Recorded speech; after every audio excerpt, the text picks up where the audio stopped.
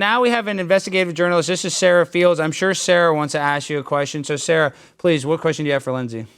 I don't have a whole lot of questions. I mean, these text messages are incredibly concerning, and it doesn't really feel like something that should be joked around about. But I mean, were you granted a restraining order? No.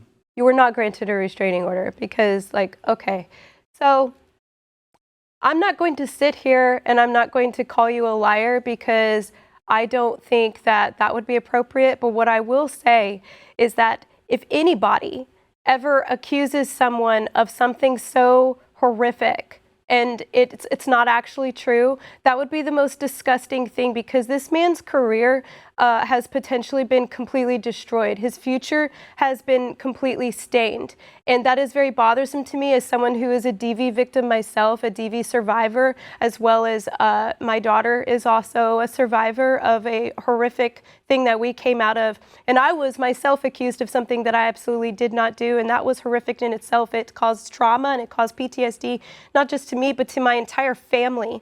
And now a lot of that is out in the open, and it's brought that trauma back all over again of what I went through in my marriage with my abusive ex-husband, who now, years later, we've been finally exonerated, and it's been proven that everything we did say was true, because now he sits in a prison cell for 15 years in actually not far from here, believe it or not, and it should be longer than that. But I think that anyone who accuses someone of doing something like this and is not telling the truth because they're putting money over life, they value money over the life of someone else, belongs in a jail cell right next to my ex-husband. Do you agree that fake sexual assault accusers should go to prison, Lindsey?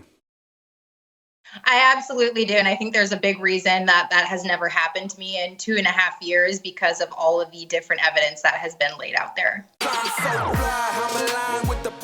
My grind so refined, I got no time for no games. Ask yourself